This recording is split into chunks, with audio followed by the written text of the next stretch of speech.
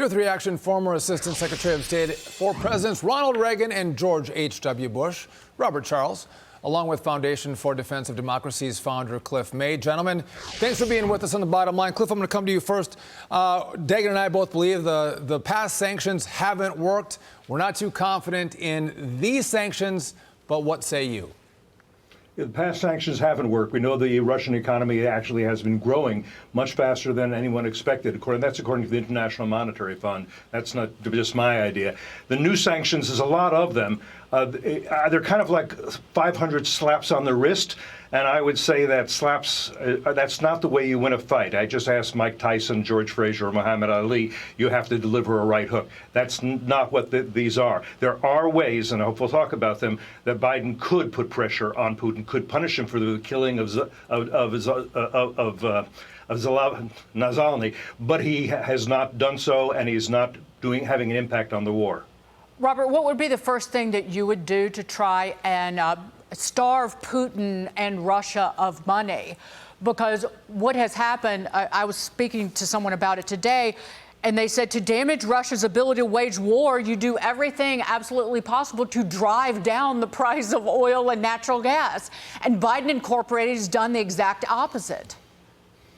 Well, there is a good point by itself, which is we could start up our own oil and gas production, which we've shut down to a large extent. We actually import from a lot of other countries, and we even get Russian oil through the Bahamas, unbelievably. But I would say there are 3 or 4 things, and I think Cliff May is correct. There are 3 or 4 things that you could do that would be effective. These are not going to be effective sanctions, and obviously with Navalny's killing and what's going on in Ukraine, anything that they've done to date is really slaps on the wrist. They're really of no real value whatever.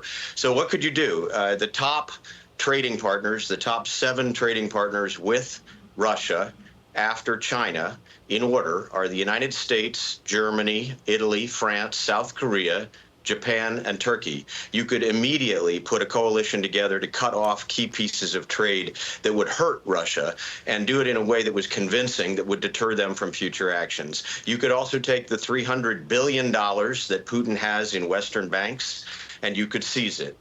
You could also seize the yachts and all these other vehicles and money pockets that belong to all his oligarch friends all over the United States and in Europe, and you could seize them. Remember, Europe, if you take it all together, does 37% of the trade that Russia has, and and we do about 10% with them. So we could put those together. Final thing is the International Court. Now, its jurisdiction is limited, and it has arrested him, but you could move on some of that in an innovative way that we haven't done. And so the bottom line is Biden is either inept or indifferent or just doesn't want to do what needs to be done. All bad solutions or ideas for Biden. But let's talk about this, because it looks like the media elite they can't seem to give up on their insane Trump-Russia collusion theories. Watch this. Donald Trump surrendered a long time ago to Vladimir Putin. There's a growing pro-Putin faction. Yeah. In the Republican Party, and it's led by Donald Trump. Donald Trump dictated to Mike Johnson and the GOP that they should not accept aid going to Ukraine. We know that Vladimir Putin didn't want that. You wonder, what does Putin have on Donald Trump that he always has to be beholden to him, his buddy in vileness? It is just simply evidence that the Republicans are willing to be used as assets of Russian intelligence, just like Donald Trump was in 2016. Donald Trump, Tulsi Gabbard would literally be Vladimir Putin's dream ticket. So, Cliff, I want to come to you first. Here's my concern. And we all saw this play out over 3 years after Donald Trump won in 2016. It was fake. It was false. It was election interference, but they did it anyway. But they were able to get the American intelligence community involved in Donald Trump and surveilling him. I don't believe this is about politics right now. I think Democrats are doing this to get the intelligence community back involved in Donald Trump and Republicans' campaigns. What say you? Well, I think it's obviously nonsense. I mean, Nancy Pelosi says that the Russians have something on Trump.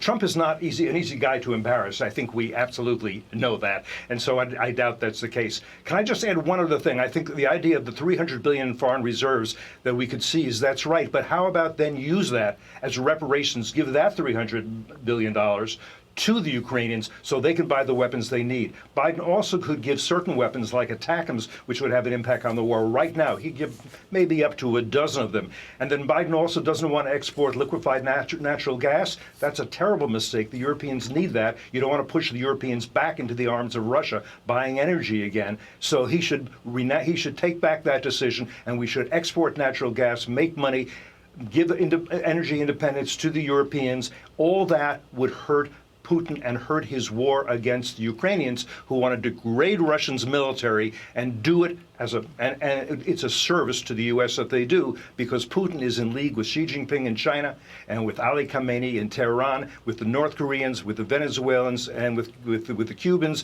That's the axis of evil that we now confront. Well, and Saudi Arabia and the United Arab Emirates. The UAE had Putin in December and had a parade for him. So that's the two places he's been sending his oil and distillates. Robert, Charles, final word to you.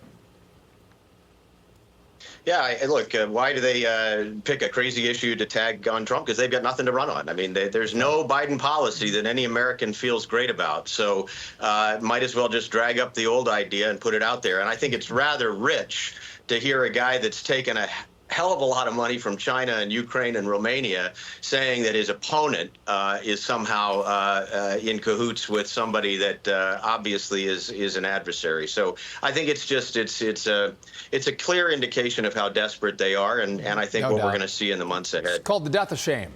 Robert and Cliff, thanks for being with us. We appreciate it.